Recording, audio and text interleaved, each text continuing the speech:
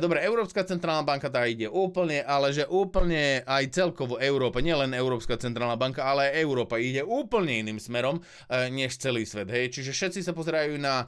kryptomeny, alebo teda na nejaký ten pokrok, čo sa týka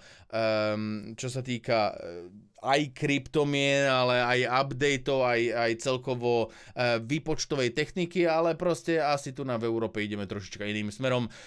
Či už vo viacerých správach, hej, tie regulácie, čo sa týka rôznych technologických spoločností, tak my ich tu prakticky zadúpeme totálne pod zem. No a následne takisto aj kryptomeny, hej, kedy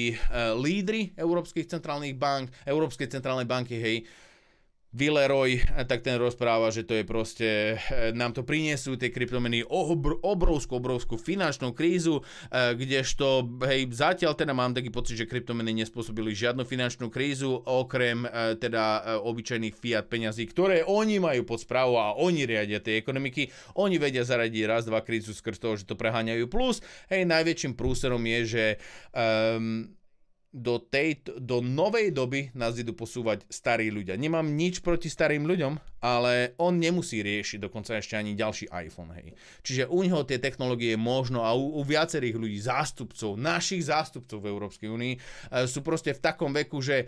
možno oni tam ani nevidia ten úspech, hej, kdežto mladí ľudia vidia ten progres, pokrok, čo všetko môžeme dokázať a že mali by sme napredovať, tak oni proste vidia v kuse nejaký problém, hej, niečo nás tu proste AI, všetko je celé zle, hej, a tu vidno proste ten obrovský vekový nepomer, hej, kedy proste čo chce mladá generácia, čo chcú mladí ľudia, lebo ani my nebudeme riadiť už svet, hej, budú to naše deti alebo deti našich detí, hej, a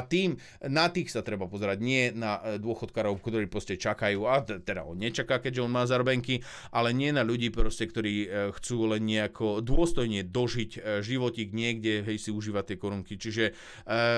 neviem, ja na to mám úplne iný názor, ako majú práve títo zástupcovia, aj keď hovorím, nemám nič proti starším ľuďom, ale proste je to taká realita, že aj ja si uvedomujem, že to, čo ja nechápem, hej, tých mladých, úplne mladých, je to ich svet, ich budúcnosť. Hej. Nie, ja mám svoju bublinku a v tej prakticky my žijeme.